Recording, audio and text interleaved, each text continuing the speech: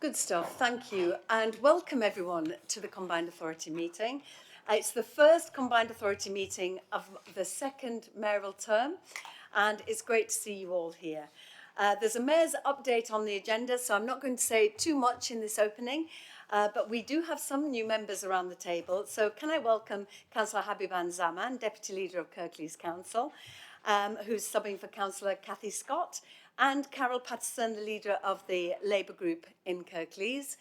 Very welcome. Also with us for the first time is Councillor Peter Kilbane, the substitute member for York City Council. So welcome to you too. Where are you? Oh, there you are. Good to see you. As we've got some new members, I wonder if we could just quickly run round the table, briefly introducing ourselves. I'm Tracy, the Mayor. Ben Steele, Chief Executive of the Combined Authority. Apologies. Caroline Norries, Assistant Director, Legal Governance and Compliance. Susan Hinchcliffe, Leader of Bradford. James Lewis, Leader of Leeds Council. Councillor Habiban Zaman, Kirklees Council. Good morning, Councillor Alan Lamb from Leeds City Council. Pete Kilbane, Deputy Leader of City of York Council, which is a co-opted member of this committee. Felix Kumiampofu, Director for Inclusive Economy, Skills and Culture at the Combined Authority. Liz Hunter, Director of Policing, Environment and Place at the Combined Authority. Angela Taylor, Director of Finance and Commercial Services, Combined Authority. Dave Haskins, Interim Director, Passenger Experience and Assets at Combined Authority. Good morning, I'm Simon Warburton, I'm Executive Director for Transport. Alan Rees, Chief Operating Officer at the West Yorkshire Combined Authority. Mandy Richard, Chair of the Business Board and the Mayor's Business Advisor. Sue Holdsworth, Calderdale Councillor, Lib Dems. Carol Patterson, Leader of the Labour Group in Kirklees. Denise Jeffrey, Jane Scullion, Leader of Calderdale. Miles Lamington, Committee Services Officer. Thank you so much, everybody, and you're all very welcome. So the first item is to note, as it is our AGM, there is a fair bit of chunk of the meeting that is business. So the first item is to note the membership of the authority for this next municipal year, as set out in the table at Appendix 1. As I mentioned in my introduction, some changes to the membership of the CA as a result of the local election results set out in the paper.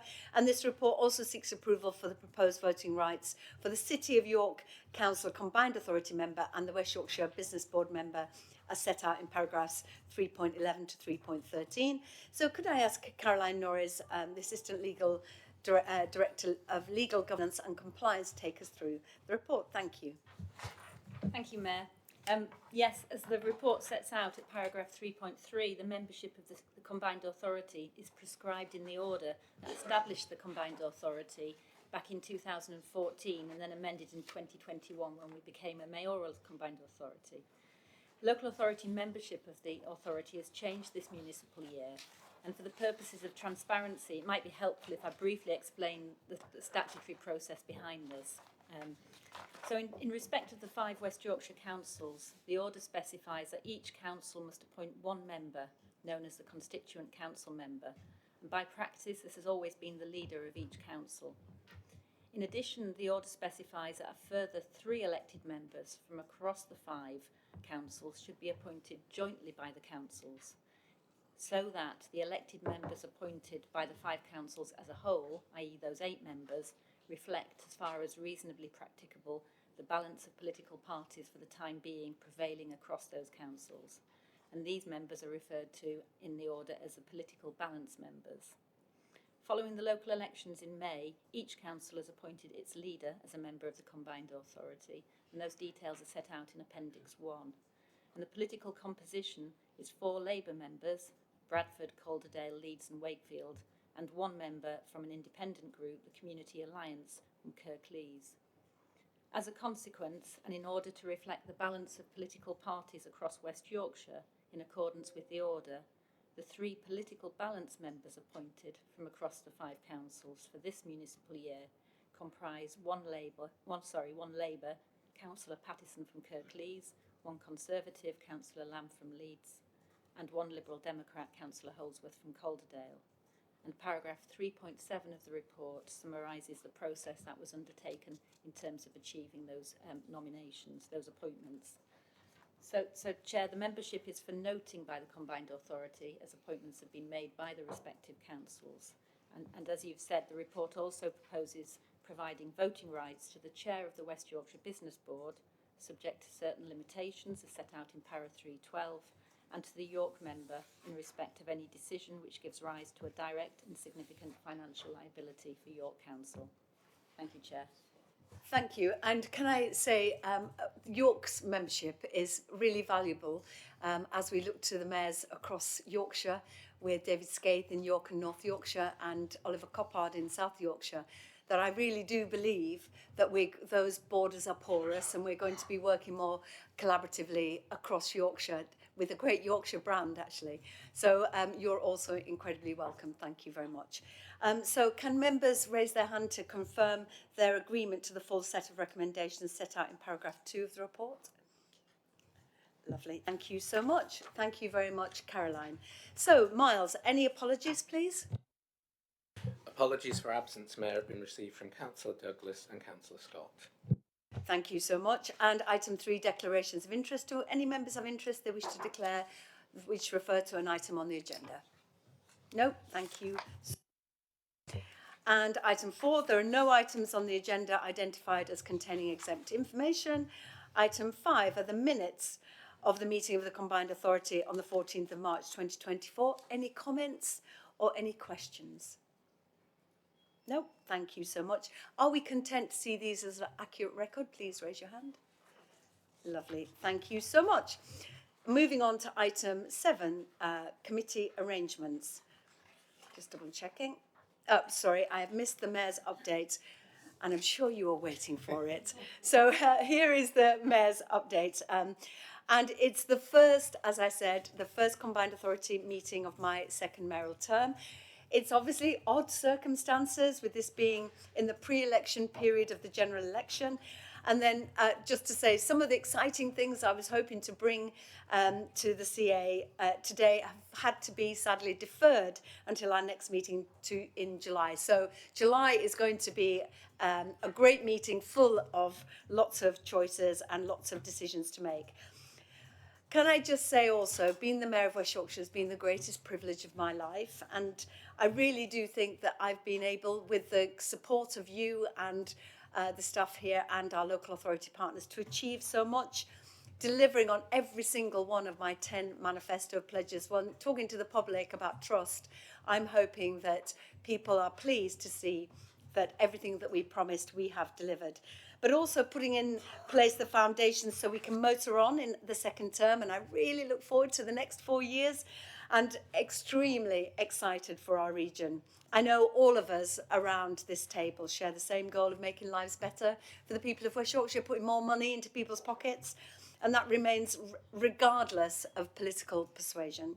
We work absolutely on a cross-party basis in these meetings. That's always going to be maintained. As part of that, we agreed the West Yorkshire Plan last year, committing us to that brighter region that works for all, with 5 missions that were developed in partnership with councils, with universities, with businesses, and so many others.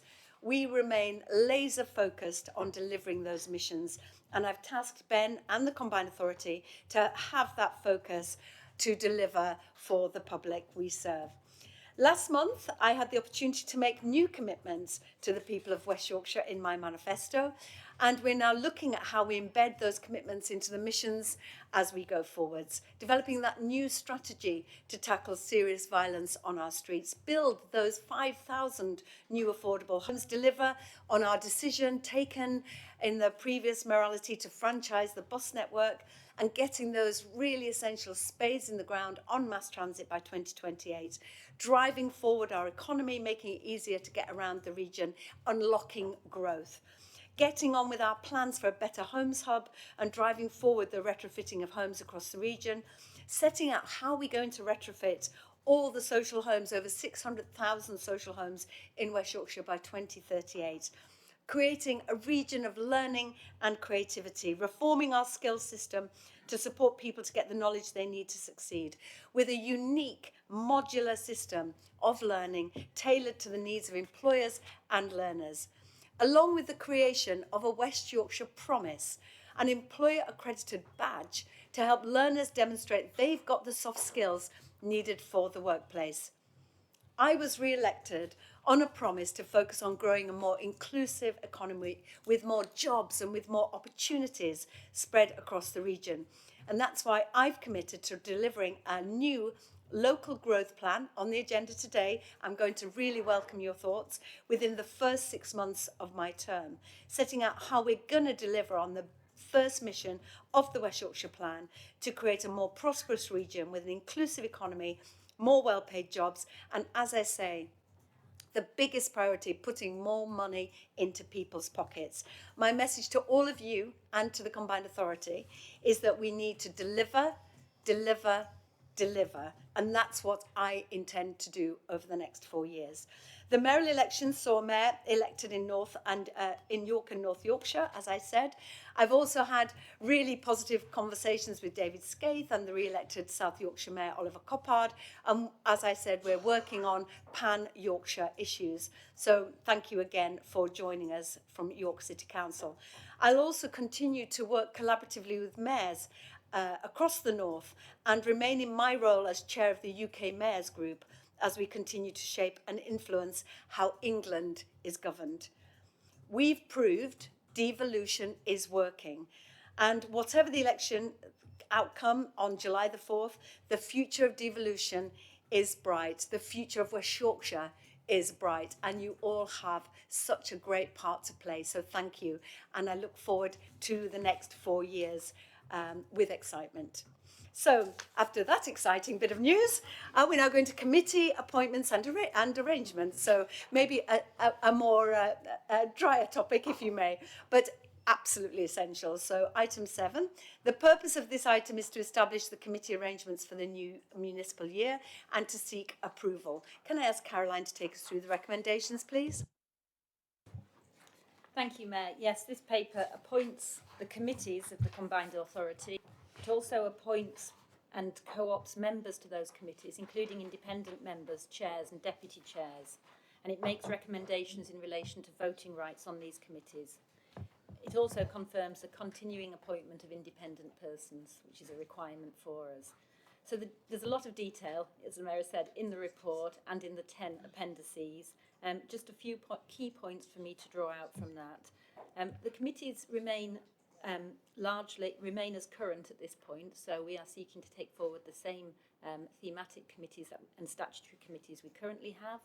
The terms of reference are largely unchanged, with the exception that they've been slightly strengthened in place, but they are all attached there as appendices. I think that there's two proposed changes in terms of committees. One is of course, the scrutiny committee, where we are moving from 3 committees to a single committee with a membership of 16, which is 15 members across West Yorkshire and 1 from York.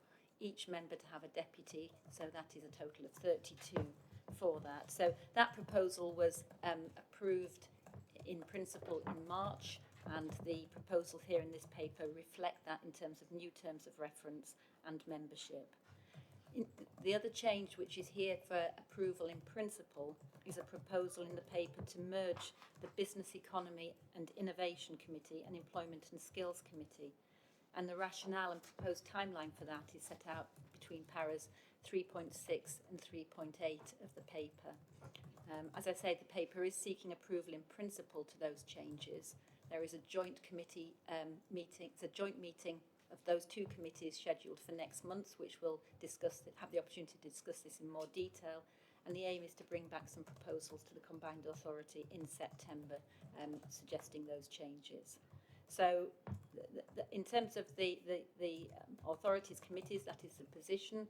In relation to membership and proposed chair and deputy chair arrangements, Appendix 10 is probably the easiest document to actually see the names in terms of nominations we've received and the proposals for that. So we're seeking approval in this paper for that. And finally, there's a proposal to appoint a 3rd independent member to the Governance and Audit Committee to strengthen the independent scrutiny to that function. and if that's approved, we'll commence the recruitment for that, and also a vacancy that we have for the second independent member at the present time. Chair, they are the main issues I'd like to draw out, but the recommendations are, of course, there in the paper in full.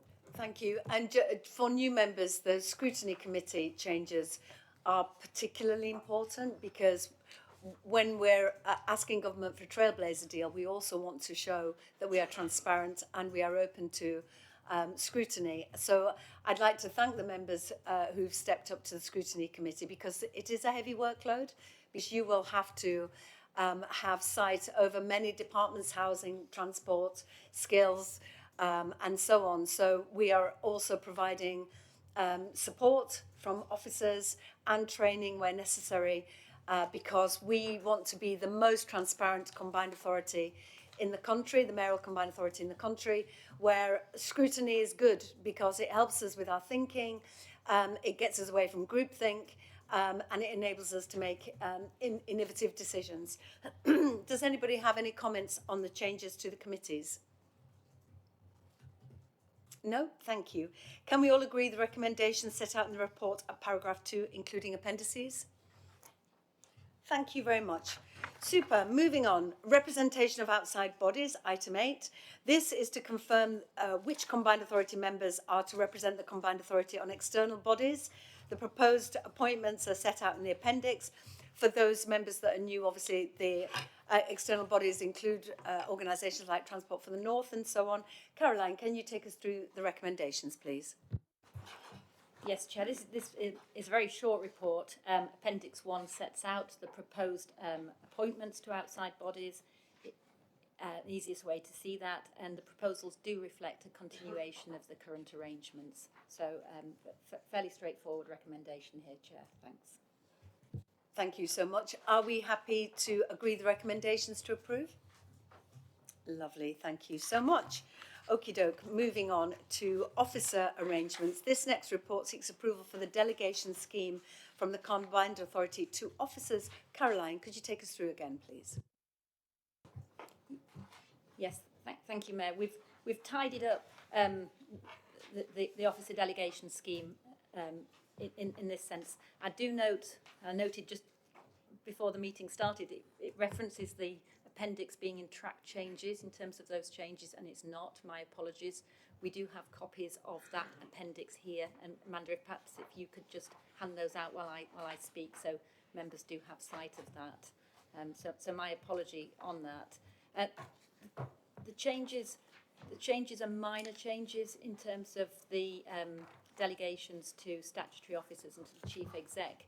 The main change in this version is that we've sought to draw out the delegations to directors and remove them from this scheme with a view to enhancing the chief exec's sub-delegation scheme, to have delegations flowing through that to give greater flexibility. So a lot of this, the track change does look a messy version, but it's because we've taken a lot of text out. The intention is for the chief exec's sub-delegation scheme to reflect the desire for expedient delivery and to give more flexibility, but within the appropriate controls. So that delegation scheme is being worked on in parallel. The intention is for that to be published on the Combined Authorities website as part of our transparency requirements, so that we still have that clarity. So the changes other than that are of a minor nature, I would say. But I'm happy to take any questions.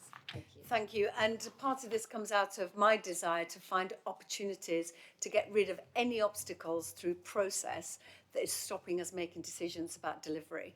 So in order to deliver, we have got to get our own house in order as well. So I'm pleased to see this, because this will help us move more swiftly. Any thoughts on this? No? Lovely. So are we happy to agree the recommendations? Thank you. And moving on to constitutional arrangements. The report outlines the Combined Authority's constitutional arrangements, which are reviewed and approved annually to keep them up to date and fit for purpose. Caroline, can I come back to you? Yes, thank you, Chair. There's a combination in here of minor and more substantive changes proposed. Firstly, there's been some minor tidying up changes to the Constitution which have been referenced in the table set out at Appendix 1 of an inconsequential nature, but there for transparency. There's two more substantive changes proposed. The first one is in relation to Article 10 of the Constitution, which is the place that sets out the arrangements under which the West Yorkshire Business Board operates. That has been revised to reflect the current practice and the ways of working of the West Yorkshire Business Board. We had a transitional set of arrangements as we moved from the LEP to the board, and they've been updated again. And the other main change there is to reference it as the West Yorkshire Business Board throughout. So that is attached as Appendix 2 for members to see. The other substantive change is in terms of the scrutiny standing orders. And again, this reflects our move to a single committee and our adoption of the recommendations in the National Scrutiny Protocol review. So the standing orders have had revisions made to them, in part to clarify areas where in practice our procedures have been maybe slightly vague before, so to provide that transparency to members and to officers as to how the procedures operate with scrutiny. That clarity has been built in, and that's very much come from the statutory scrutiny officer, and so his experience of that to help members of scrutiny and wider members. The other changes to it, as I said, are to reflect our continuous improvement in terms of reaching the principles of the scrutiny protocol. So that is there again in full for members.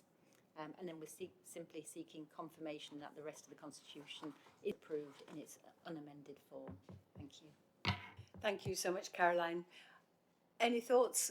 Can I seek approval to the documents contained in the appendices? Thank you so much. Moving on, Corporate Governance Code and Framework, item 11. This report outlines the proposed code of corporate governance for the Combined Authority for the new municipal year and sets out to reinforce our commitment to good governance practices and sets the stage for the preparation of our annual governance statement. Can I pass over to Alan Rees, our Chief Operating Officer, to take us through the recommendations? Thank you. Thank you very much, Mayor. So the Code of Corporate Governance, this is a statutory document that we bring every year. It's reviewed on an annual basis. This document reflects that we are a mission-based organisation focused on delivery with our outcomes aligned to the West Yorkshire Plan. Change is, of course, constant, and the organisation needs to continue to transform in order to build on our track record and deliver the major programmes we need to over the coming years, improving outcomes for people across West Yorkshire. This paper sets out how we will ensure good governance in doing so. So the code contains a number of principles such as integrity, openness, defining outcomes in terms of benefits and the interventions to achieve those outcomes, capacity and capability, risk management and transparency. The paper then sets out a set of things that we are doing, a range of actions and behaviours to meet those requirements, reflecting the corporate change programme that is underway, and reflecting recent changes such as the West Yorkshire Plan, recent decisions around the direction of the organisation and our major programmes, and the need to continue to build our capacity and transform our ways of working. Progress against this will be reported back to the Combined Authority in the annual governance statement, as it is every year, and that will be coming back to a future meeting of the Combined Authority. Of course, Mayor, I'm happy to take any questions. Thank you so much, Alan. I'm pleased to see that the next 4 years we will be taking that mission-based approach where the responsibilities of the mayoral office, we can team and ladle to get better outcomes and to step out of silos of delivery in order to deliver. So thank you so much for that. Any comments? Okie doke. Can we agree the recommendations, please? Thank you so much. Moving on to Members' Allowance Scheme. To consider and approve the Combined Authority's Members' Allowance Scheme. Caroline, could you take us through this? Yes, thank you, Chair. This is presented on an annual basis, and the scheme itself is set out there at Appendix 2. I suppose that the substantive part of this report is the Appendix 1, which is the report from the Independent Remuneration Panel, which the authority requested to advise in terms of the allowances for the new format of the Scrutiny Committee. So the report is there in full. Their recommendations are set out at paragraph 3.2 of the report in terms of those new roles of the committee there. So that is for members' consideration. Obviously happy to take any questions on that, but we would be looking as part of the recommendations in this paper for approval in terms of that set of remuneration, which has then been reflected in the members' allowance scheme at Appendix 2. The only other change to the members' allowance scheme is that allowances are index linked, so allowances, members will see that those have gone up from the current scheme, but that is simply a reflection of that index linking on an annual basis. So, Mayor, happy to take any questions, but otherwise that's the report. Thank you. Thank you. And if I could thank members for all the work that they do for our region. Often it's a thankless task, but we want to make sure that there are opportunities for people with lots of different lives to, whether you've got caring responsibilities, whatever, to be able to have that support to contribute. So thank you for that. Any comments on members' allowances? No, happy to approve the IRP and the revised allowances scheme. Thank you so much. Okay, moving on to calendar of meetings, 2024-25. You'll see that the calendar is there for the municipal year. Can we approve the calendar of meetings in the appendix? Thank you so much. So that brings the annual meeting business to a conclusion. Right, we're going to get on to other agenda items for discussion. So moving on to part 2, item 14, Bradford interchange update. Now, this report provides us an update regarding the bus station in Bradford and outlines necessary actions we've got to consider for the future. As I've said previously, thank you to the people of Bradford. It has been horrendous and very, at times, chaotic, but I hope that our focus to make it as easy as possible at a time of disruption because of Transforming Cities Fund roadworks as well, that the people of Bradford have shown great patience, so I want to thank them for that. It's been really difficult having the interchange closed, and I know the people were very, very frustrated. So I just want to reassure the public as well that we are working flat out with our partners to come to the right decision on the future of the interchange, bearing in mind the critical importance of public safety. And I hope you'll note that as the report makes clear, we're making progress on identifying potential options for a temporary station should the interchange not be safe enough to reopen.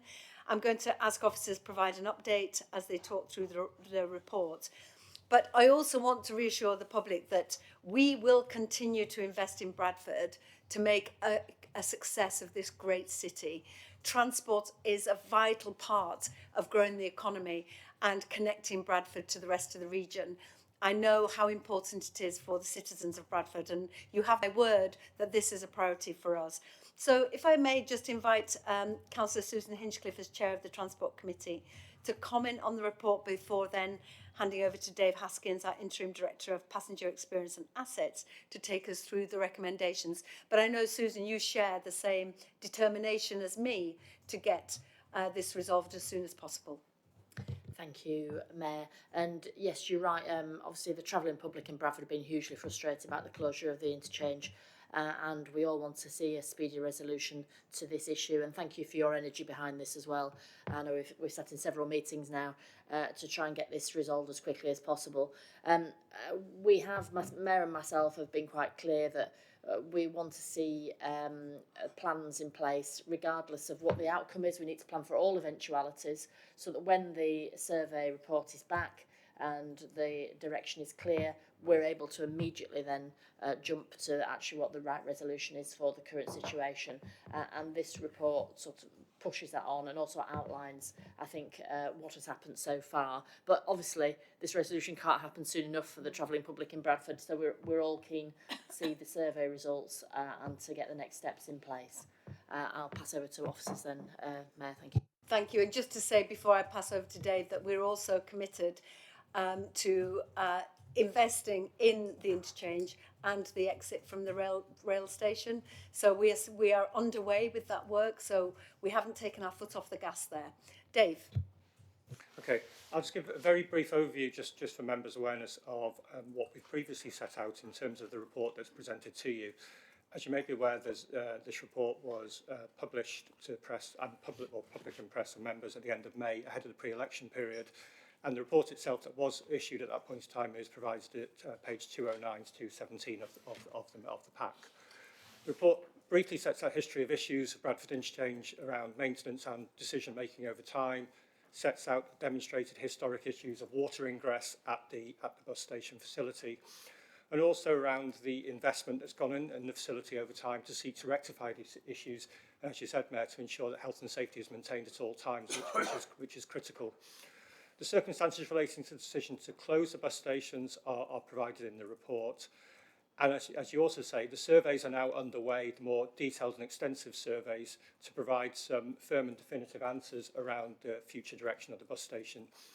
As we've already said publicly, the bus station will remain shut until at least September, and we will be bringing a report forward. We'll be bringing back a report to the Combined Authority in September with a clear way forward on that. It's fair to say, you're right, there is a need for further investment and improved provision for passengers at the facility, both in terms of the bus station and for bus passengers and for the rail stations. The scheme is now underway to reopen lower concourse, as it's known, and do works at the front of the bus station to provide improved access for rail passengers and an improved arrival experience for Bradford in general. The initial survey findings around this have demonstrated that this area is safe to occupy, subject to works. As I said, work is progressing. Also acutely aware that this has had an impact on bus passengers and people in Bradford generally. A lot of work has been underway to improve the passenger experience through provision of facilities to date. And we are working further at the moment, focusing on looking at alternative bus facilities in the event that there may be a longer-term closure of the bus station itself.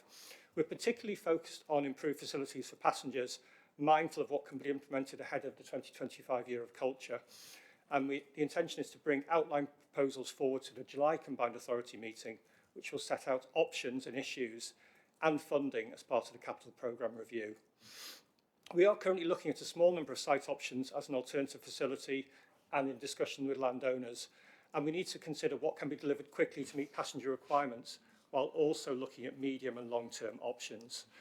The report itself is recommending that the information here is noted and endorsing the position around next steps, and that will be bringing the report forward to the September Combined Authority, but also that the Combined Authority delegates to the Chief Executive, in consultation with the Mayor and the Chair of Transport Committee, approval of change requests relating to this concourse scheme that I've just talked about, which is known as the Bradford Interchange Station Access Scheme. Thank you very much. Thank you. Any comments on Bradford? Thank you, Councillor Lamb. Yes, thank you, Mayor. And can I start by just congratulating you on your re-election and look forward to working with you for the next few years. Councillor Paulson, obviously, if I can thank her for her work on this board. You may see her from time to time because she's still my alternate, but she did ask me to raise some issues about this, as I'm sure you'd expect.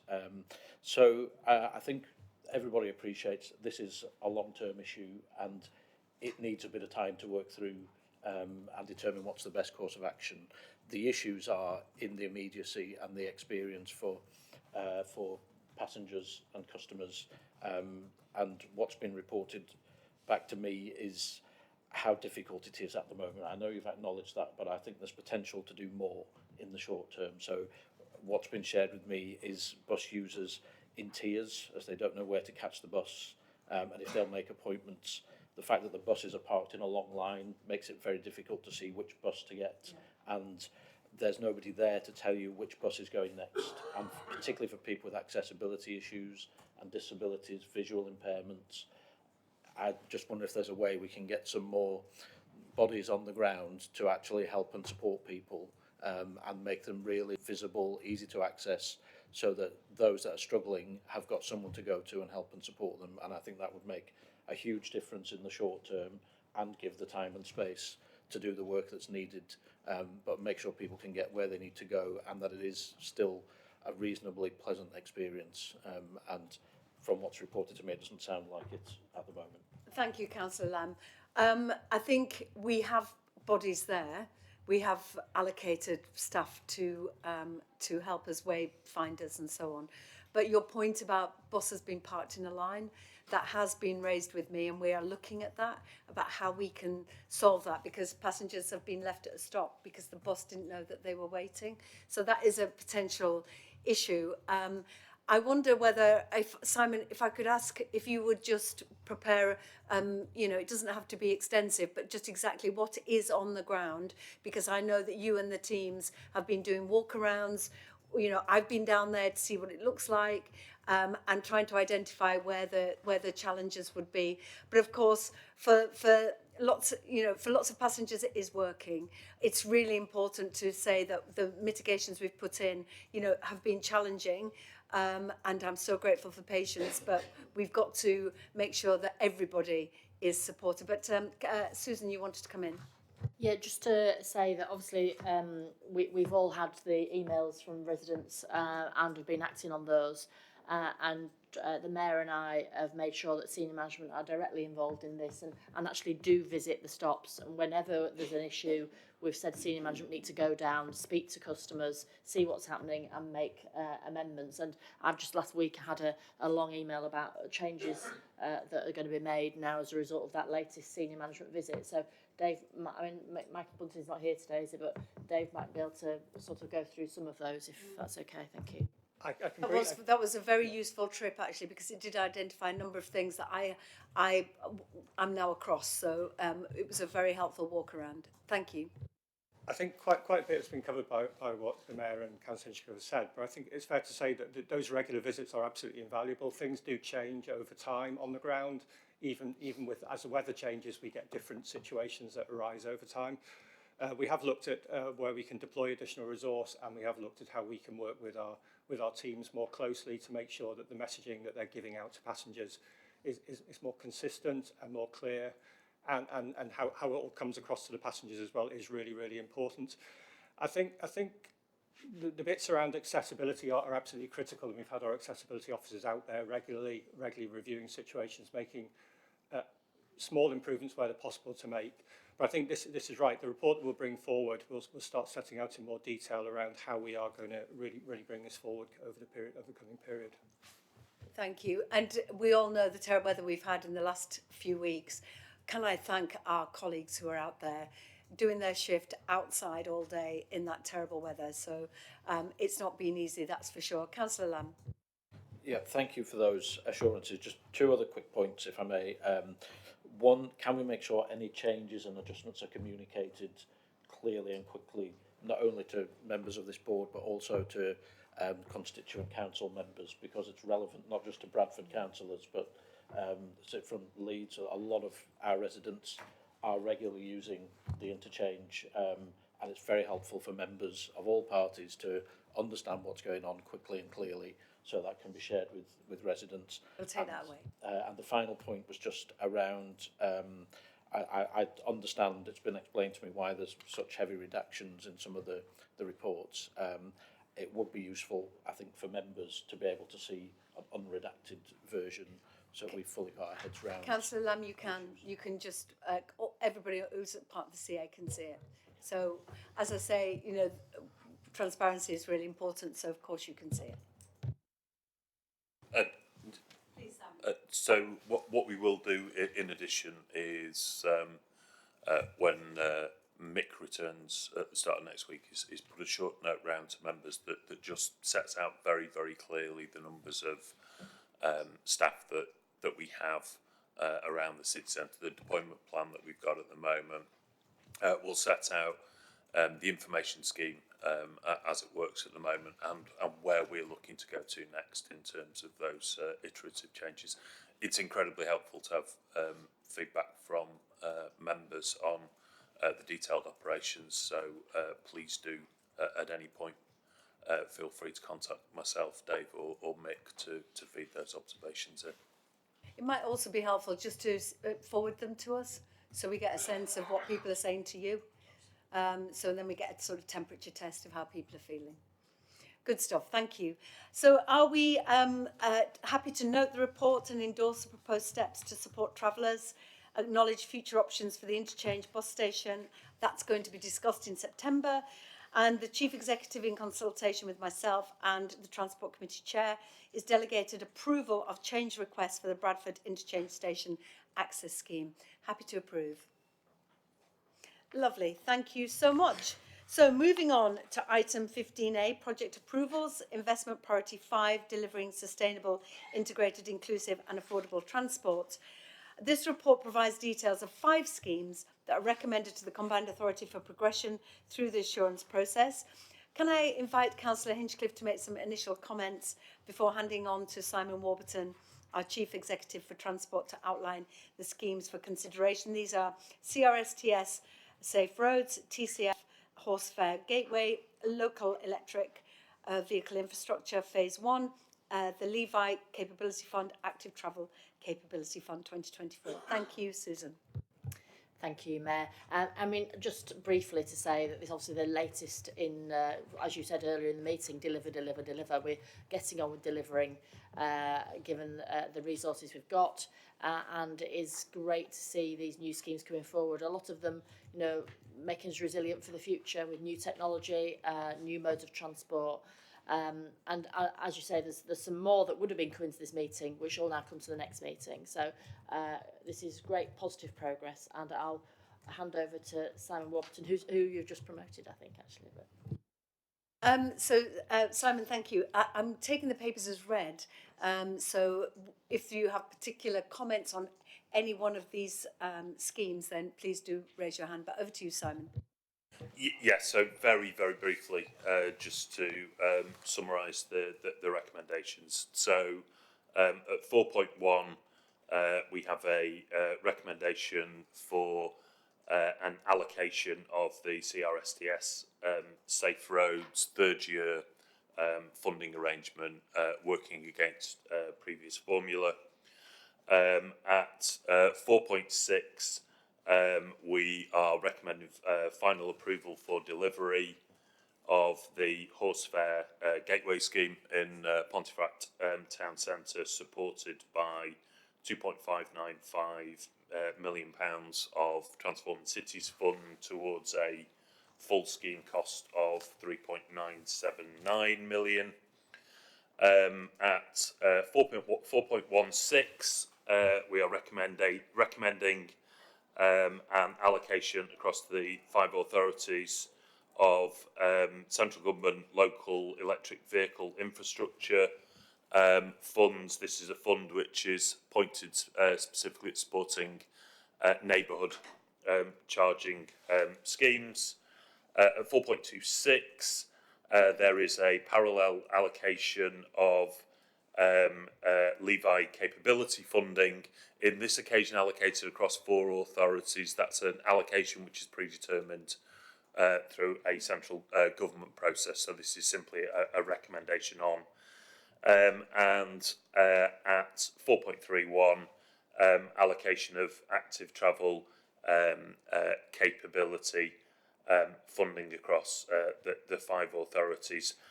What we have also included, given the number of activities in between, is an exhaustive list at 5.2 of a series of decisions that were taken under delegation by the Transport Committee on the 24th of May, and also delegated officer decisions that have been taken during the period of recess by a combination of the Chief Executive and myself, and they're set out at 5.3 and 5.4. Thank you so much. Any comments on any of these schemes? Yes, Councillor Scullion and then Councillor Jeffrey. Thank you, Mayor. I just wanted to really endorse very strongly the first of these, the work on safety, the reducing the number of killed and seriously injured on our roads in West Yorkshire. It really has to be a priority for us in West Yorkshire. Nobody should be killed or seriously injured, particularly not children, actually. So really strongly endorse, and particularly the work that the Deputy Mayor has been doing on Vision Zero, really, of really prioritising this in the years to come. So welcome this money for this year. Thank you. Can I say as well, Vision Zero is one of my big priorities when it comes to roads and transport, because too many killed and injured on the roads. And with my Deputy Mayor for Policing and Crime chairing the board, I think we're definitely going to see some good outcomes, hopefully better outcomes anyway. Councillor Jeffrey. Yes, just to say how much I welcome the Horse Fair Gateway. Really all excited about this, looking forward to it. It really will make such a difference in Pontefract. So thank you for this. Really appreciate that this is moving forward. Thank you so much. Councillor Holdsworth. Thank you, Mayor. It's a question about the EV charging points. I'm really pleased to see that they're going to be put into residential areas where there's no access to charging points. But I have a question that was put to me by a constituent who is unable to charge his electric vehicle. He didn't actually choose to have an electric vehicle, but his company bought all new EV vehicles. He has a terraced property in a rural area, and he wanted to know whether or not there was any provision for either a gully system to allow him to take the electricity from his property across underneath the pavement to charge his car, or to put it over the pavement with some sort of ramp, which apparently happens in other parts of the country. And I wondered if we'd made any progress on this. Thank you so much, Councillor Scullion. Thank you, Mayor. You saw my hand going up. Councillor Holdsworth won't have seen it yet because I don't think the Cabinet papers for Calderdale are out quite yet, but they will be out in the next few days, and it will include a paper to the Calderdale Cabinet on exactly that question. So that answers some of the questions, but it isn't easy, I think, in terms of an overall national approach and the particular challenges we have, as you say, in West Yorkshire, in off-street parking, terraced houses, narrow pavements, and importance of accessibility in terms of wheelchairs and so on. So the paper looks at all of those things and proposes some solutions. Thank you, Councillor Scullion. Thank you so much, because if we're going to have a revolution in EV charging, we've got to ensure that it reaches everybody. It's a just transition, so everybody has access to charge their electric vehicle. Thank you. Yes, Councillor Lamb. Thank you. It's on the same point, first of all. So we've had the same issue in my part of the world. We've got a lot of old historic houses that don't have off-street parking. So I've been working cross-party with Councillor Rafiq in Leeds, and I think Milton Keynes are the trailblazers on this, that they've come up with some solutions. So this might even be news to Councillor Lewis, I don't know, but there is some work coming forward in Leeds to have some pilot schemes where there's two options they've got for gullies. The two biggest challenges that need overcoming, you might be able to help.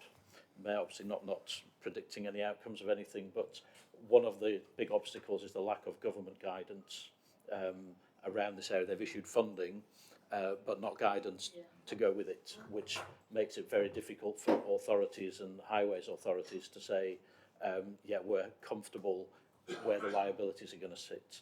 And the second challenge, I have no idea how you overcome it, is just because you've got a gully outside your house, it doesn't give you the right to park there. So it's a public highway, anyone could park there, and there are instances of people who've got 50-metre long cables going down the street. You could end up with a spaghetti of cables all over the highway. So there's a few challenges to overcome, but we need to find a way to do it. And one of the options that's being looked at is some build-outs, so there'd be publicly accessible charging points on the highway, and that would be another way around it. And hopefully, I believe some of this funding is going to go towards that work, and it's levered in an awful lot of money from the private sector as well, which is a really great use of all of this. So hopefully that helps. The other thing I wanted to ask is around the road safety funding. Are we committed to being able to use some of that funding to preventative things? Because I'm certain every member around this table have had that conversation with residents where they say, do we have to wait for someone to die for something to get done? It's an accident waiting to happen. And the language is always about reducing accidents. And I totally get it that if you've had 6 accidents somewhere and none somewhere else and a finite pot of money, you put the money where you're going to reduce the accidents and show an impact. But we also need an element where we can actually prevent things from happening. It's always harder to measure, because if nothing had happened before and still nothing happens. We've been successful, but it would be good, I think, and reassuring to the public that there is funding available to be able to say where we can all see there's a problem, yet nothing's happened yet, but let's do something before it does. Absolutely, and can I just say that there is a change that you don't now have to wait for somebody to be killed in order to apply for a camera. That is something that I think that was an important change for a lot of communities. And I had a walk around Yorkshire bumps. I don't know if you know that, but where sadly a young man had died. But there are things once you're on the ground that you can see could be great mitigations that are preventative. So absolutely, we're on it. And we're going to use as innovation and so on. But thank you for your contribution around the gullies, etc. This is a team sport. We've all got to try and find the solutions ourselves. And finally, I would say that there's nothing that Councillor Lewis doesn't know. He does know everything. So when you said he may not know, so I wonder whether the newly elected as chief executive director. Apologies for that. Wants to make any comments, Simon? Thank you, Mayor. I'll be revisiting my remuneration package with the Chief Executive later. An awful lot of the programme is driven by historic incident. I think that's a very fair observation. What Vision Zero does for us in particular is that commitment ensures that all forward-looking highways programmes that are undertaken, not just specific road safety highways programmes, are designed with Vision Zero outcomes in place. And I think by having that combination of a retrospective package and also a broader forward-looking package, we get to start to address that balance that you're absolutely right to identify, Councillor Lamb. And just to the point on electric vehicle charging, the Levi programme in particular that's set out here is specifically designed to start to address precisely this issue, whereby residents in houses that don't have driveways have a real challenge in terms of managing.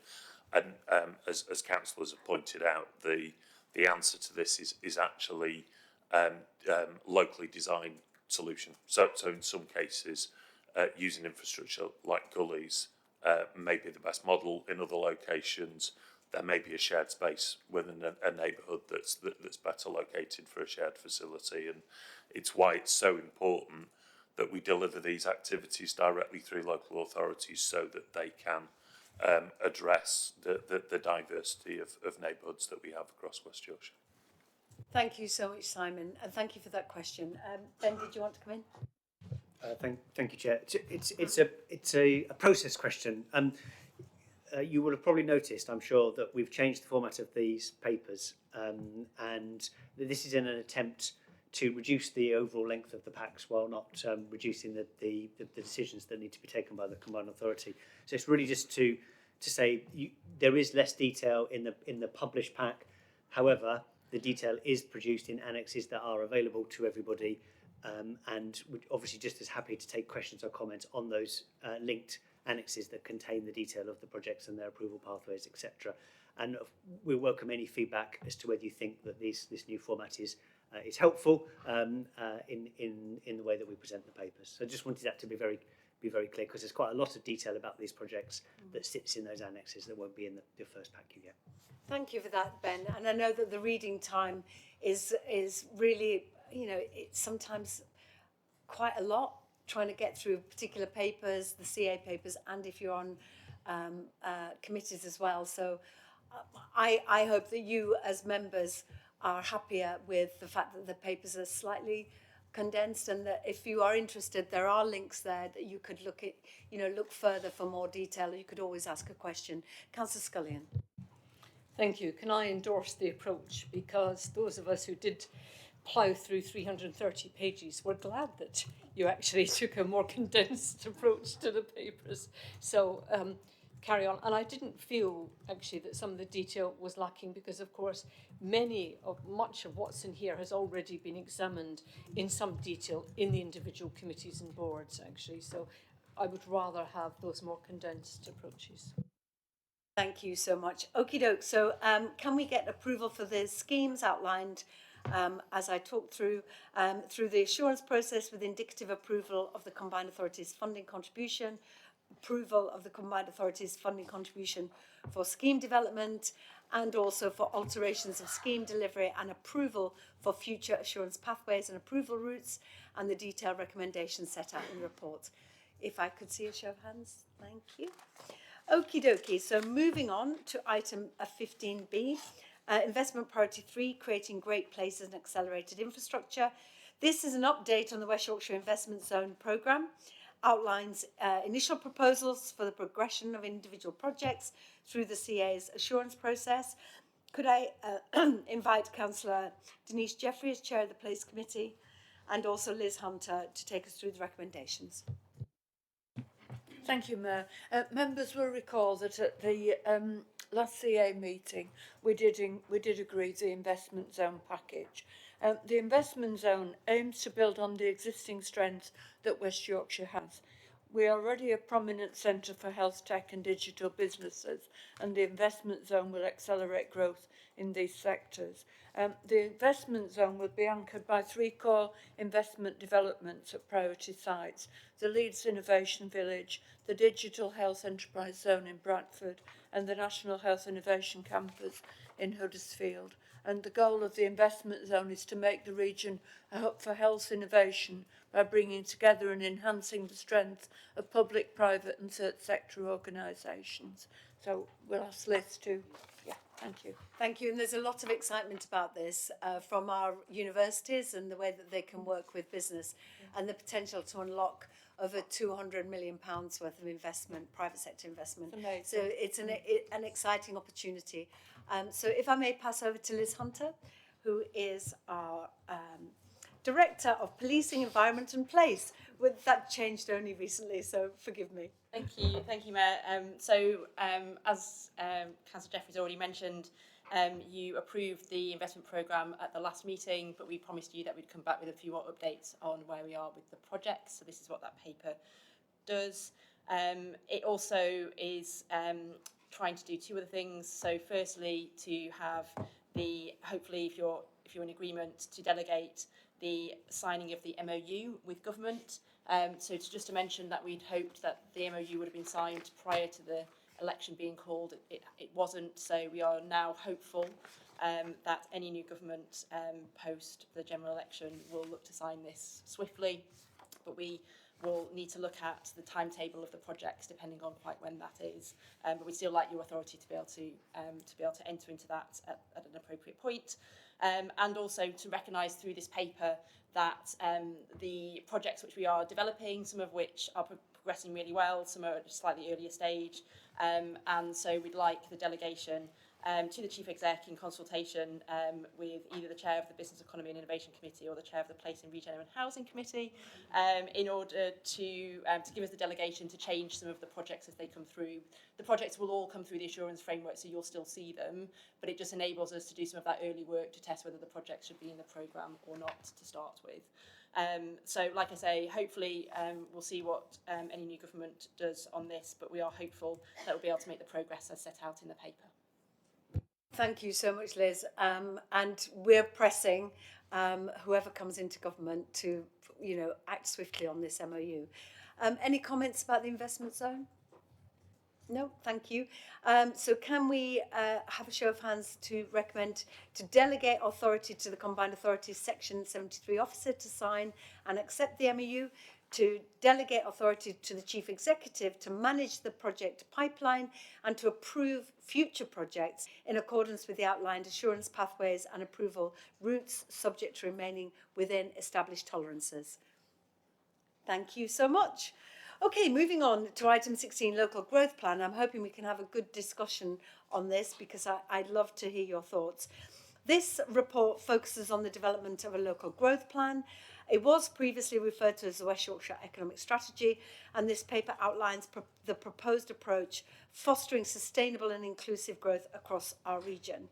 I promised to deliver this local growth plan within the first 6 months of my term, setting out how we'll deliver on the first mission of West Yorkshire Plan to create that prosperous region with an inclusive economy and more well-paid jobs with more money in people's pockets.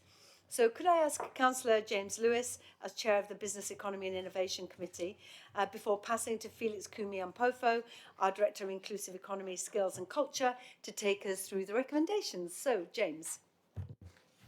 Thanks, Chair. And this really is, like you say, an opportunity to have start to get people's comments on developing the draft. We all know some of the barriers to prosperity in West Yorkshire, which is poor productivity, poor access to opportunity, and we know the challenges we face. So I don't think I need to say a lot more in terms of introducing this. I know Felix will want to say a little bit more. We're hoping to bring a fuller draft back to the Combined Authority in July. And one of the important bits is looking at the what it sets out to do, and then one of the things we need to do is all work out about how in our areas, how we deliver on these. So I'll ask Felix, please. Thank you, James. Felix. Thank you, Mayor. Thank you, Councillor Lewis. Before I go into detail, if you don't mind, Mayor, I'll go to Mandy, who will give us a short view from the business world about the work we've been doing with them on this. Thank you. Mandy. Thanks, Chair. I'm sure everybody will have read the details in the pack, but I think the work that's been done on this is really exciting. And as Chair of the Business Board, we really welcome this as a roadmap for the sort of things we can start to change to engage businesses better and to support the region. There are three key areas. It's around our commitment to our people, our commitment to our businesses and to our communities. And we have offers for all of those and investors to attract investment to this region. I think the four key things that are really powerful is the piece around transformation and connectivity, which we talk about a lot in these meetings, how we strategically develop the place, which is key. But from my point of view, the things that interest me particularly are the region of learning, which we're starting to unpack now, and the thriving ecosystem for all businesses, which is something that I'm completely committed to, as that's my role. The fingerprints of business are through this because we've had lots of engagement with businesses, both within the committees and with engagement activities we've done around the place. The last one was actually in Bradford and was really well attended. And I think that feedback that we're getting is that this is really welcomed, and what this gives us is that launch pad to start to really deliver, as you said, Trace, Mayor. So looking forward to getting going on it. I think it's nearly at a final stage, but obviously comments are welcome today, Felix. I'll come back to you to explain in more detail. Thank you very much. We've been working very closely with our local authority partners, with businesses, HE, FE and others, to look at not only the evidence which we've discussed at one of our earlier meetings here, but also to look at the opportunities, what it means in terms of some of the challenges in delivery, and what we really can focus on to make a difference. The numbers, depending on how you look at it, could seem a bit daunting sometimes. The number of businesses that we need to create, the number of jobs that we need to create here, how far back we are in terms of investment, and the extent to which our businesses innovate. However, on the other hand, that also points to a lot of opportunity for businesses, the room for growth here in West Yorkshire, and the return that is available for investors who are willing to come in with us. So the growth plan, as we're setting out, not only looks at some of what the evidence and the key actions, but also begins to set out the different ways in which we're looking to work with our investment partners and with businesses, with developers, and how we're looking to develop some of our key sites. It's also important, as you see in the documents, how some of the key investments, some of which we've hinted at in our conversations earlier today, around mass transit, around buses, around housing, EV, and the green economy, how all of that are really important to make sure we've got the infrastructure that supports and enables growth. Underpinning all of that is the lessons we've learned over time that sustainability, health and well-being, equity and diversity do not happen by chance.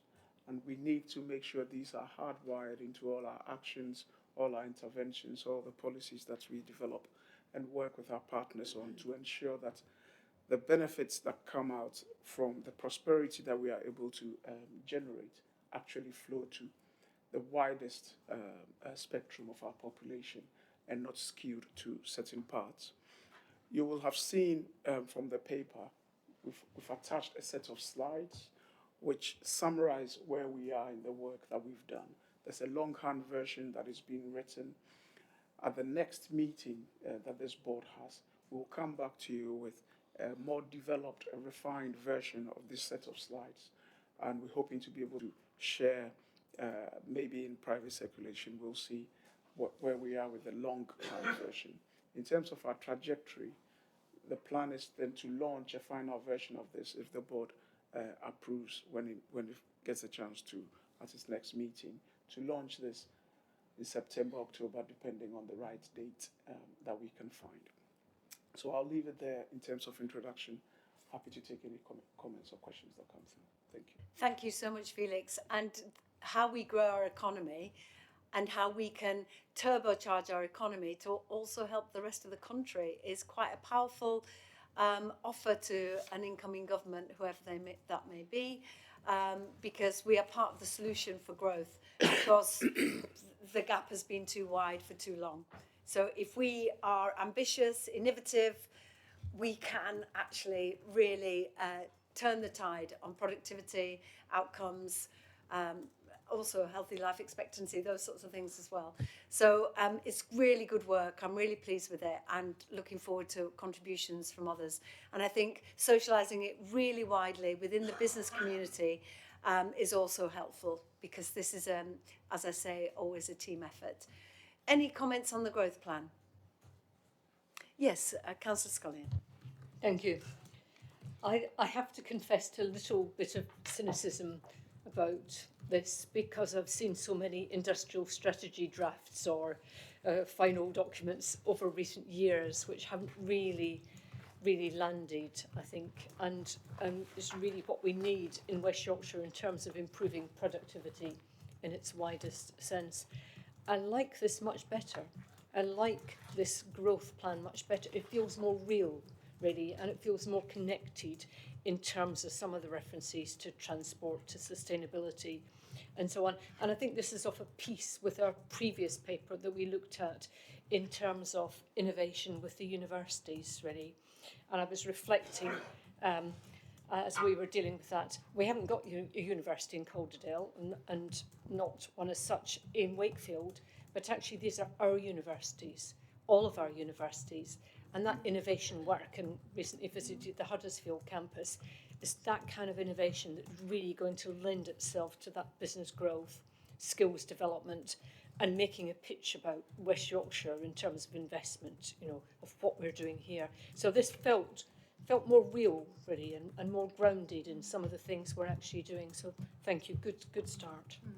Thank you so much, Jane. And it was really pleasing to see at Climb 24 as well at the Armouries, bringing investors to our region and having businesses to show and investable propositions. You know, the more that we get out there and champion our region, the more people will see that we're going to be good partners. Okie doke, Councillor Hinchcliffe and then Councillor Lamb.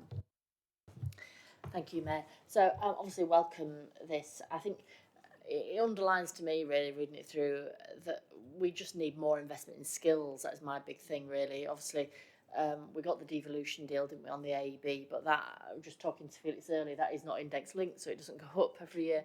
And actually the demand goes up every year, really. So we need, you know, tactically, we need to somehow try and think about how we draw in more investment on the skills agenda, because that is obviously, that is a major engine, isn't it? Our people are our biggest engine for growth in the region, and the more we can spend on those skills, the better, really. Just one thing I'd pick up is, obviously, as Councillor Scullion says, the universities are a key asset for us in the region. But I'm reading about Born in Bradford the other week. Professor John Wright put something on social media saying that actually Bradford was now the golden triangle of research when it looked at hospitals. In terms of, was it Oxford, Cambridge, Adam Brooks or something, and Bradford, who drew a new triangle, which I thought was quite positive to see. I'm not very sure where he got his data from. However, it did show there's a lot of research investment going into Bradford and Leeds, I think it is, because it's a partnership, isn't it? And are we cited on that hospital research as well as the pure academic research that goes on our universities would be my question. Thank you. Thank you. I'll come back to you, Felix, once we've heard all the questions. So, Councillor Lamb. Yeah, thank you, Mayor. And I hope this is taken in the constructive way it's intended.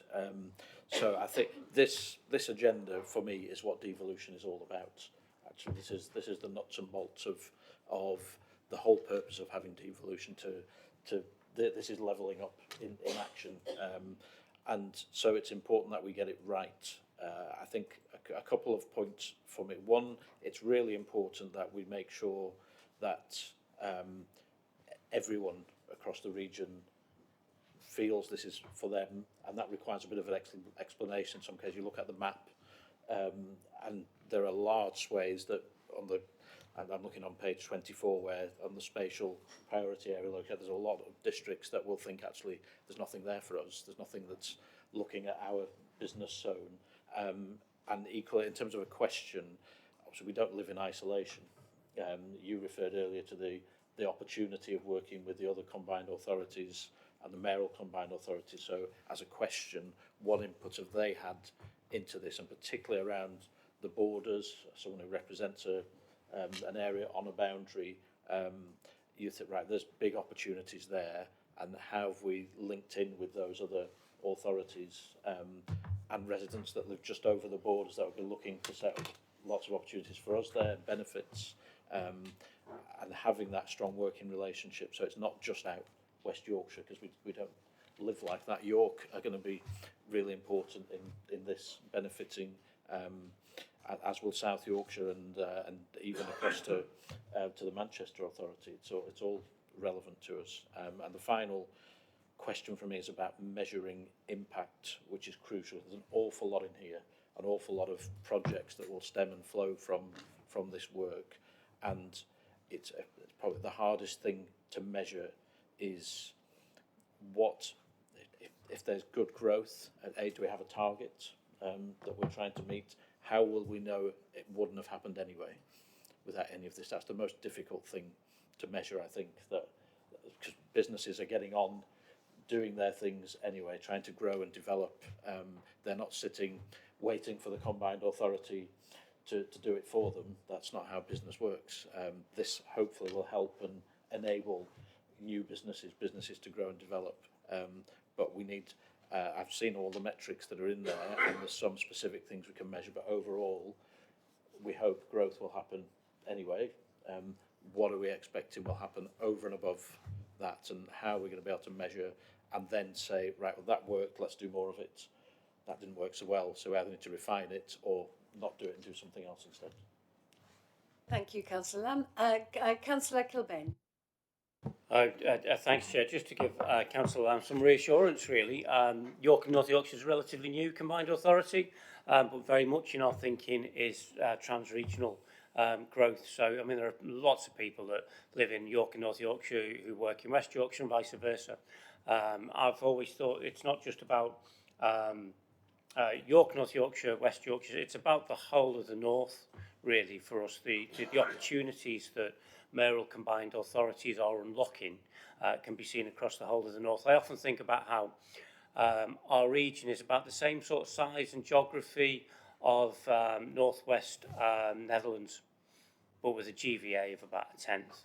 You know, there's no reason why we can't be as big a player on the world and European stage as that part of the Netherlands, and that's certainly the ambition, I think, amongst the mayors across the north. But you know, I just really do want to reassure everybody in this room that, you know, York is very happy to be here around the table, but we are also thinking York and North Yorkshire, and The great thing about combined authorities is those boundaries just start to dissolve, you know, and if one way that they should certainly start to dissolve, it's economically, isn't it? Because it's in all of our interests to see good jobs for all of our people, for opportunity that we can connect our people to across the whole of the region for sustainable growth for years to come. So very happy to contribute that. Thank you so much. And as David Skaith, your mayor, did say, we have the farmers, you have the food manufacturers.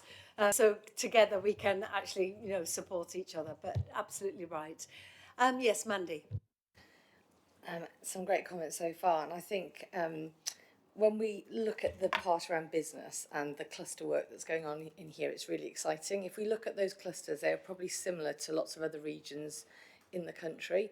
It's the niches within those clusters that are really important. So Susan's point about the hospital work that's going on in Bradford and Leeds, I think is one of our niches. And if you look to Space of Yorkshire, which I chair, which is a pan-Yorkshire institution that works with all the other clusters across the country, what we're looking for is how we work together on the big things, like inward investment, but then how we work out what our niches are. And one of the things that's been very successful is the RF cluster, which stems out of the University of Leeds and Bradford, and now radiates across the whole of Yorkshire and has given us something that's globally significant.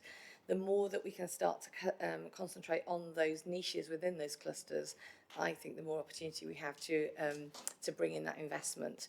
To your point around metrics, I couldn't agree more. They're so important. It's often difficult to take the difference between attribution and contribution.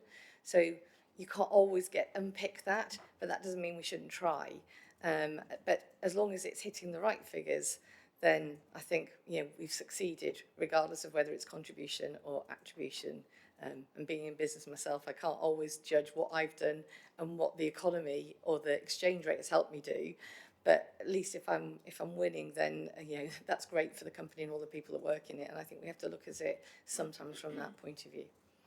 Thank you, Mandy. And certainly what was exciting for me was looking at the Venn diagram, and in the centre was engineer, and whether that's mechanical, chemical, digital. So that engineering is our sweet spot. So it's something we should really celebrate. And for those that don't know, RF is radio frequency. It took me a while to understand what that was before you told me. So if there's no further comments, if I could go to Liz, Felix, and then Ben. Thank you. Liz. Thank you, Mayor. So just to respond to Councillor Lamb's questions, particularly about the spatial element of the plan.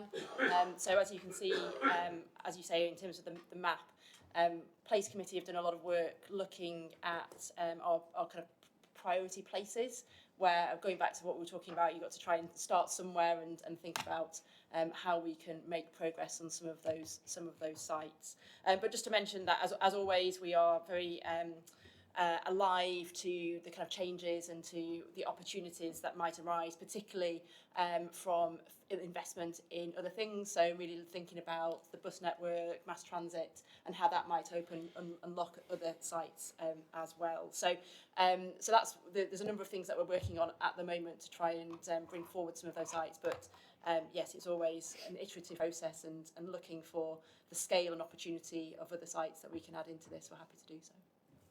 Thank you, Les. Felix. Thank you, Mayor. I'll pick up a few of the remaining points. On skills, couldn't agree more. The evidence tells us that in terms of economic output, West Yorkshire is about 11 billion below where we should be given our population relative to the national average. About 2.5 billion of that is because of skills, and the remaining 8.5 billion is because of our productivity gap. And if you look at the skills bit, we have, I think, about 12,000 people in West Yorkshire, 12,000 people in West Yorkshire with no formal qualifications at all. And our gap in terms of higher level skills is over 50,000. In many ways, you could, as I said earlier on, you could see this as really daunting and very difficult, but actually it shows how much room we've got, an opportunity we've got to transform the lives of families and individuals here if we can target and get more people to take up the offer that we've got around skills and reskilling and training to get into the jobs that they need. But this is a supply and demand thing. So going to what Councillor Lamb was saying earlier on, there's a lot that we have to do with our partners to also improve the demand side, the demand for skills, the demand for high-level skills, the demand and the contribution from employers to actually work with us to train our people and to get people into the positions to be able to contribute to the economy and transform their lives. So it's a supply and demand job, and we are on with that, and that is, a lot of the work we've done focuses on how we can change that and improve that. On the work on research, especially with universities and with HE, we work very closely with them. Ben and I sit on various boards, the chief exec, use formal language, on various boards and partnerships and committees with our hospitals and health partners. We are aware of the investment that comes in and the good work they do. We're working with them about how we can translate the benefits and the findings from their research into our businesses, into the lives of people here. And it's not always easy because a lot of the time they're working really at the cutting edge. It takes a lot of time. But these partnerships are really important to make sure we can influence and we can offer our support that might be necessary. But I'll link up with Professor John Wright around his numbers around the new golden triangle. And if we can feature that, we will. Finally, on input from across the borders, really important. I can't disagree with that. I think the honest truth is when we consult on this, and we've had one round of consultation already, and we're looking at the next one. When it comes to individuals, we put this through all sorts of social media channels and on our website.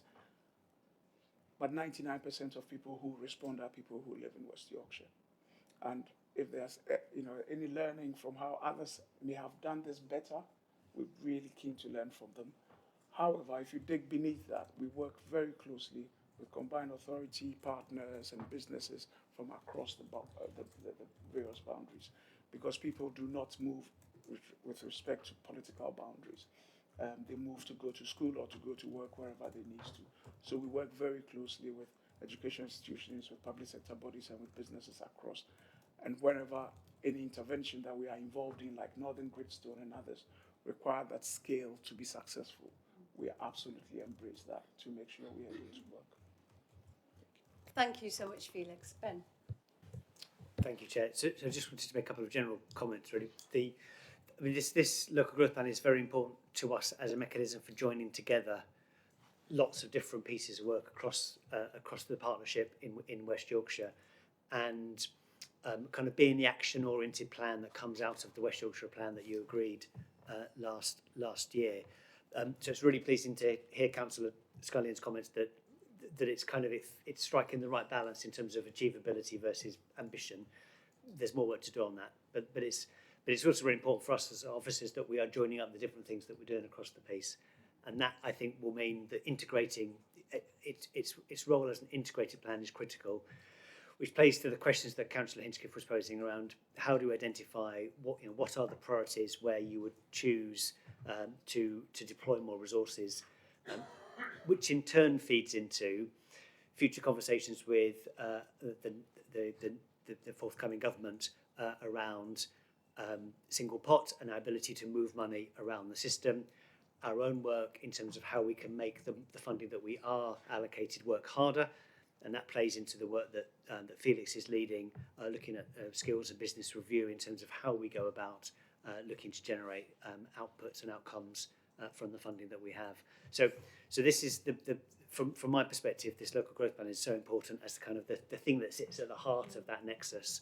But it will then lead and influence subsequent conversations later this year over the allocation of resources to answer the kind of questions that Councillor Hinchcliffe has posed. Thank you.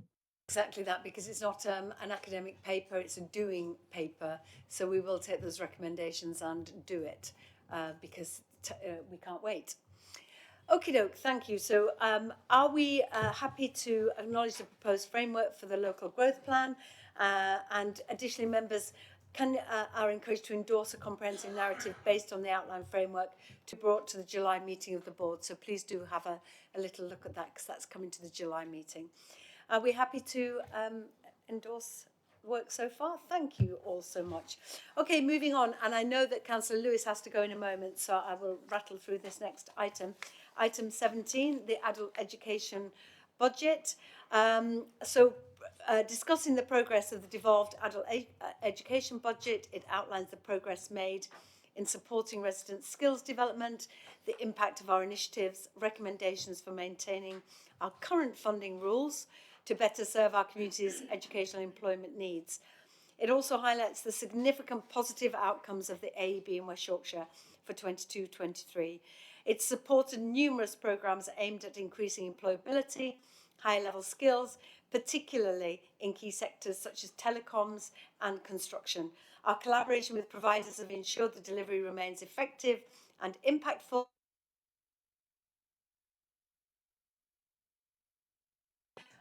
Can I ask Felix to talk us through the recommendations, please? Thank you very much, Chair. I'll go through these really quickly, given that we've had the paper, and I'm assuming everybody's gone through it. There are three things that I'll pick out very quickly, if that's okay. The first one is on performance, and then I'll talk very briefly about procurement and the rule. We seem to have lost your mic. I wonder if you could go, only because it won't be on the... In terms of performance, really quickly, there's a link in the paper to the annual report which we've published, and it picks out some of the key measures that we look at in the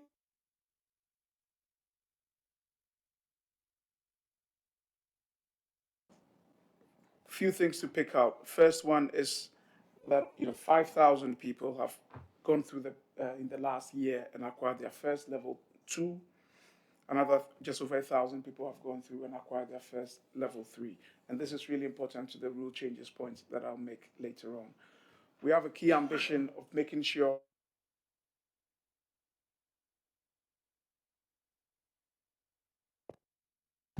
and in the last year, the number of people acquiring essential digital skills has gone up by about 80% through the adult skills program.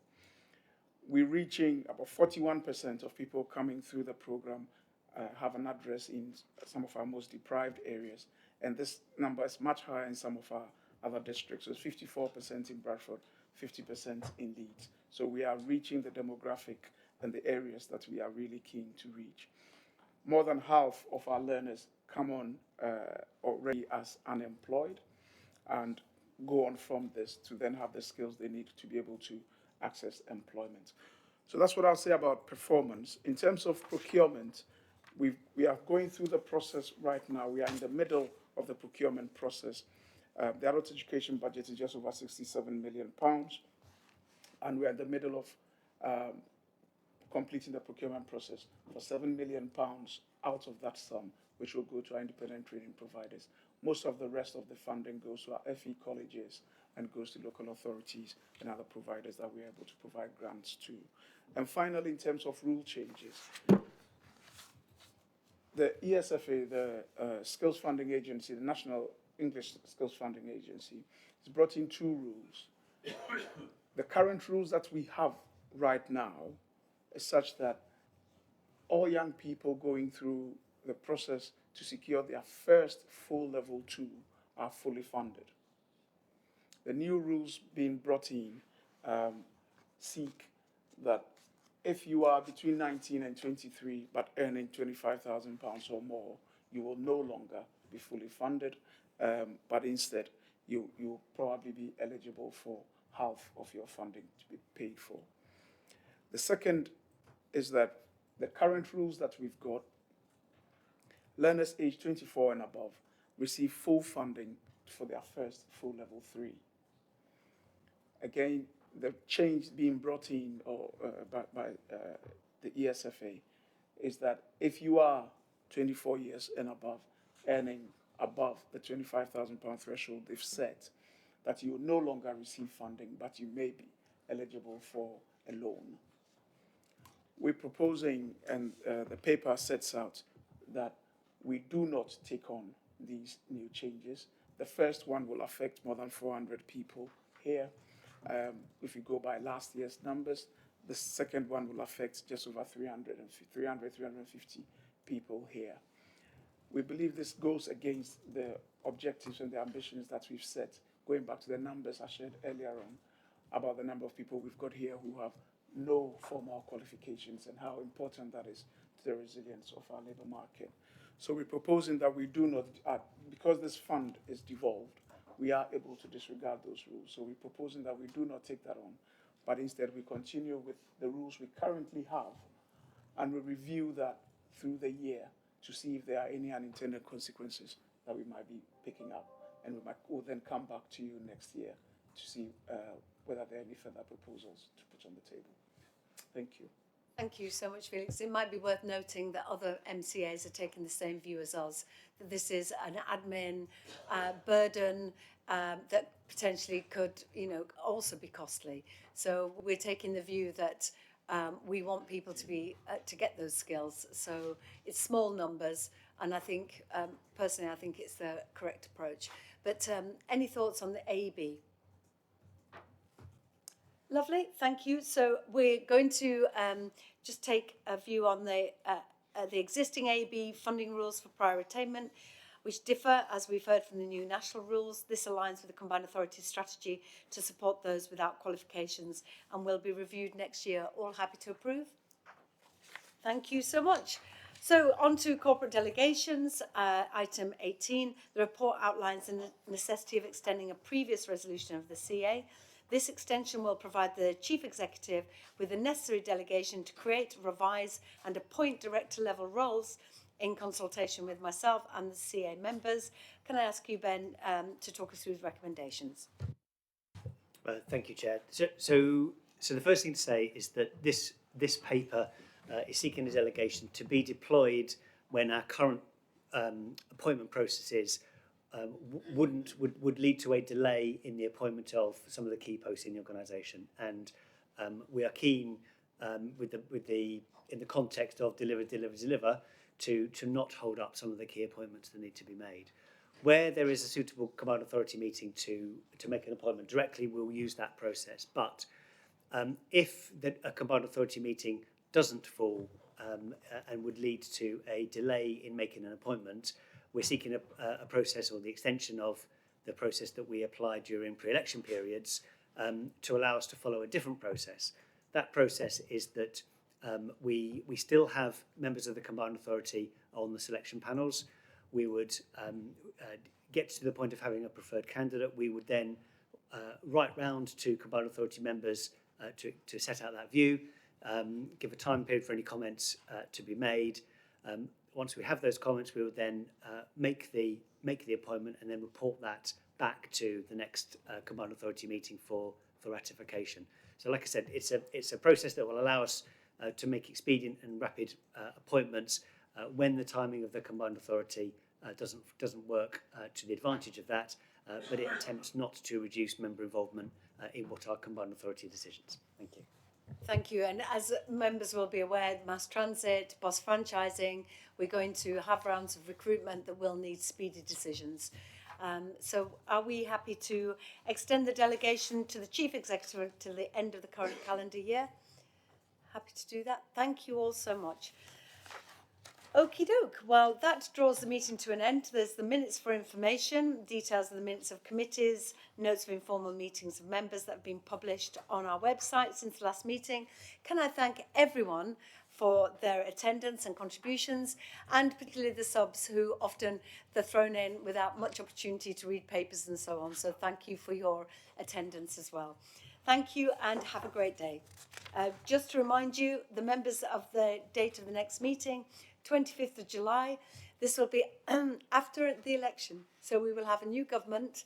So it will hopefully be a very exciting meeting looking at the future. Thank you.